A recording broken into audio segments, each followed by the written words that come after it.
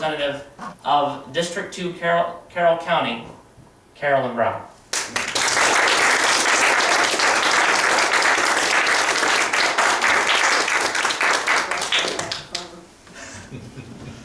Do I get to use the microphone? Oh, yes, ma'am. I wasn't sure if you wanted it.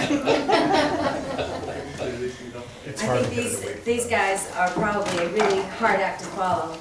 And I know nothing about the when you listen to these guys, I know nothing about the Constitution, so I think I should be your first member. Is this a male group or is this No. My mom is a member. Oh, great. My thought is that I need to be a member.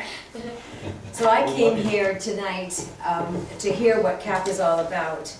And now that I know, I should probably go home because I am probably less informed than anyone else in the room about the Constitution. So I am embarrassed to say that.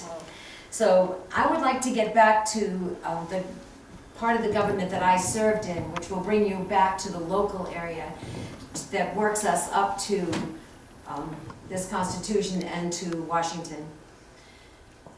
I ran in 5 different elections. My first 2 I lost because I'm the local tailor. And no one in this whole community knew that I was Carolyn Brown. I was Carolyn the tailor. So if I had put that on my sign, I probably wouldn't have lost my first 2 elections.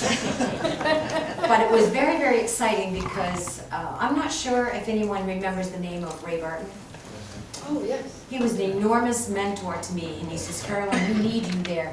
We need you in Concord. Don't you give up. So of course I was at every bean supper. I was at every gathering where the 2 or more of us gather. There's a reason to be there. So on my 3rd election, I ended up not only winning, but I was the top vote getter out of all of the people running, and I was very, very honored. I do want you to know that when I was elected to the House of Representatives, I'd never even been to Concord.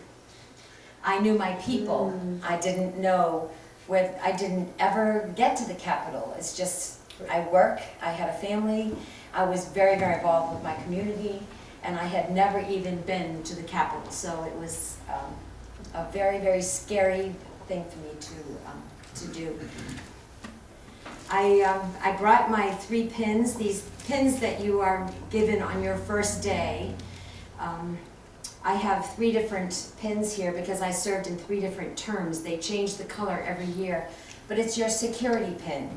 When you're in the State House, you can't enter into some rooms without this security pin. So this is very interesting. I also have my name pin here. You're given 1, so take care of it. Had to last me 6 years. When you're elected, you get the title of honorable. So I am Representative Carolyn Brown, but once you retire from being a representative, you retain that honorable for the rest of your life. So I am Honorable Carolyn Brown, not representative. But this just a little tiny small learning curve. I learned much more from you tonight than you'll learn from me. I think that our next generation, if this is any reflection on our next generation, we're in good hands. Yep. Thank you, young men. Fine, fine job. But I do have to join because I need to know more about the Constitution. We'll take you on board. Now, do you charge for this? No. Oh, I can come for free. Free and learn. How exciting is all of that? I served on Health and Human Services. The Health and Human Services Committee is a committee of 22 people, and we take care of any issue that comes, any law that needs to be changed or brought forward to the executive chambers. We handle life from birth to death. And this is all people that are handicapped, all people that, you name it. We heard stories, some of the testimony, I didn't sleep for days. It was an incredibly emotional committee to serve on. I really loved it, but incredibly emotional. I've been out of the legislature now for 8 years, and I want you to know that I still, to this day, get calls for people to please help me. I have 3 going right now. Now, it seems that, you know, when you're not elected anymore, an elected person, that people would kind of forget about you and say, well, who's next in line? Who can I go to? But I guess I gained myself a reputation that was worth heeding, I guess, I don't know. But it's amazing the kind of constituent work that you can do within your community. Whether it be, my road has got a hole in it, would you please call? My child can't get help for his disability. I have something going on right now for elder services. This person is not wanting help and needs help, and by winter time I'm gonna have to make it work. I'm not sure how, but you get questions about just about anything. I was able to help someone get a passport expedited in hours. Some folks that were from Ireland had always used their passport to come and go, and a few years ago they changed the law that said that you can leave the country, but without the proper passports you can't come back. So this is 2 days before they're going home to see a sick grandparent in Ireland, and I get a call at 7 in the morning and this person is crying, and I had to finally figure out, okay, please let me hear what your problem is. And they said that, you know, we've been crying for days, and someone just said, did you call Carolyn Brown? And we said, well, no, why? So, you know, it's a passport, you know, it's immigration issue kind of thing. And they said, no, she'll help you. So I made a call to Washington. We made calls to Boston. These folks went to Boston the next morning. They were out of town by 5 in the morning. I said to them, when you get your passports, I want a phone call, because I want to make sure that you get them. By 3 in the afternoon, I got a phone call. They both had their passports in their hand. So, you know, the call to Washington, the call back to Boston, it's amazing. You know, you think you have no power as an individual citizen, and Constitution gave me that right. I'll have to learn more about it, but I know that you do have an awful lot of say when it comes to issues that are pending. I think that if anyone ever wanted to go to Concord for a session day, they're on Wednesdays. I would be happy to take a group of you to a session day. We will sit through the House of Representatives as they pass through the bills, then see them come up and have the conversations, and the yeas and the nays, and some pass and some don't, and that might be very, very interesting for you to go. You may have already been, Caleb. I've been to a couple of those kind of things. I love them. But they're very exciting and they're very informative, and you see people get up there, and sometimes you think this bill is absolutely perfectly wonderful. I can't even think of one at the moment right now, but this is a perfect bill. What is your problem? And somebody will come up with an issue. It's like, really? Who thought of that? But it's up for discussion. There are Republicans, there are Democrats, there are 400 people in our legislature, and you know that 400 people are going to really agree. Yeah. Really? I'm telling you, it gets to be very, very hairy sometimes. It gets to be very exciting. It gets to be very jubilant. It gets to be very emotional. But everyone has an opinion, you can be sure of it. They really, really do. Sometimes you think, where did you even think of that? But you know, you watch the sessions, if you watch them from Washington, and you watch these all-night sessions that they come up and they're going on and on and on, it's like, do you make any sense of that sometimes? Do you make any sense of that? So, you know, all of the rules in this Constitution have a meaning. They have history, they have our guidelines, they absolutely govern us. They absolutely govern us, and thank God that we have them, because we would be one crazy, crazy world out there without them. Oh, let me see.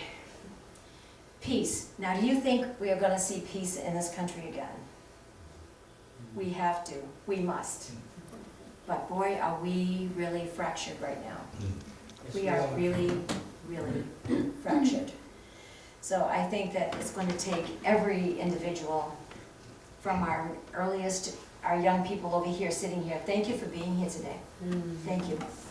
But it's going to take all of us, and the next generation has been gifted quite a job. Quite a job. Because I don't know. You're going to have to all be strong, guys. You're going to have to all be strong. And you make sure that your voice is heard. Make sure your voice is heard. I don't really know what else I can say. I don't know enough about this Constitution to hold a candle to either of these boys. So I can just tell you that this is where I came from, this is where I served, and I still serve, and I will always serve. I serve my God and I serve my country. So that's who I am and that's what I do. So I think I'm going to leave early so that Caleb can get back here, because I should have yielded to these boys a lot sooner. So they have an awful lot more information about this CAP, and I'd love to hear more about it. But I'd like to pass around my pins and my name tag just so you can see what they look like. And like I said, these are the security pins, and when you go into Concord, you don't get on an elevator or walk through the door without seeing somebody with this pin on, and you know that they belong there. Oh, I could tell you a little bit about what we're paid. Does anybody care about what we're paid as a legislator? Always Big bucks. It's really kind of funny because people think that after you have served, that you have insurance for life, that you have money for life, and you had just everything in the world forever. Well, maybe when you serve in Washington, but when you serve in the legislature of New Hampshire, you're paid $100 a year. It's a volunteer legislature. When you first arrive on the very first day, you get your check for $200, but they took taxes out of it. Oh, So my checks, I have all three of the stubs, and I'll show them to you anytime you walk through my door. They're for $183.87. And they tell you from the podium to please don't spend it all the same day. Oh, goodness. But there are 400 legislators, and they're all paid the same, $200. All of the senators are paid the same amount of money. The executive counselors get a little bit more money, the governor gets a little more money, but let me tell you, we are a volunteer legislature in New Hampshire. So that's very interesting. Maine pays their legislators. I don't think it's huge, but it's a much smaller legislature than we have in New Hampshire. Has anybody visited the Maine legislature? I know the senators get 12,000 a year. The senators get 12,000. Do you know the representatives? I don't. Yeah. But I think we're the only volunteer legislature in the United States. So it's, and you know, every single year, it comes up that somebody wants a raise. And every single year, it's voted down. Good. Every single year. And they make a point of saying, nay. It is just unbelievable. It is really, it's really a privilege, it's an honor to serve.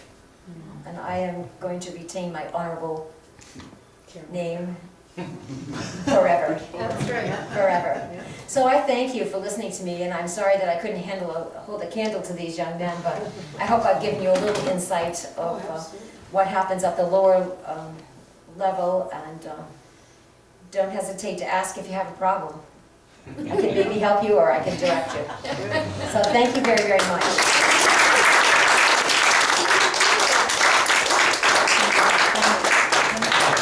If I could have Mrs. Brown stay up here for just a moment.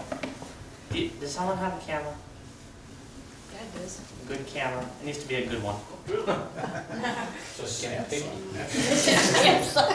I can't see over this, you know that, right? No, that's fine. One thing I do want to mention is, I can't hold a candle to her talking about what goes on in the New Hampshire legislature either. So we're even on that point.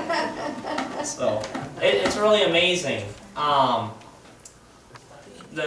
Especially the New Hampshire legislature, correct me if I'm wrong, but they're one of the largest legislative Yes, bodies that's in the correct. country. That's right. And is that 400 including senators?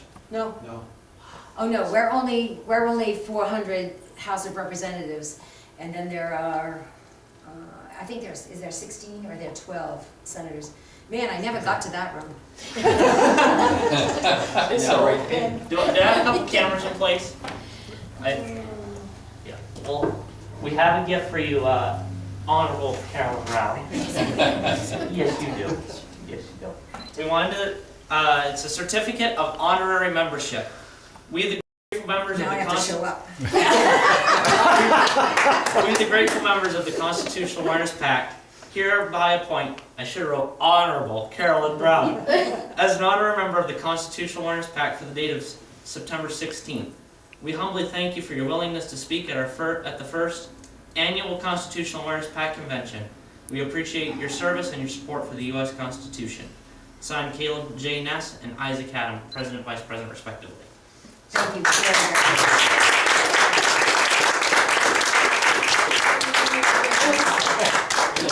Look over here, we got some cameras over here. We have to get from behind. Yeah, you Yeah, that would, can you can I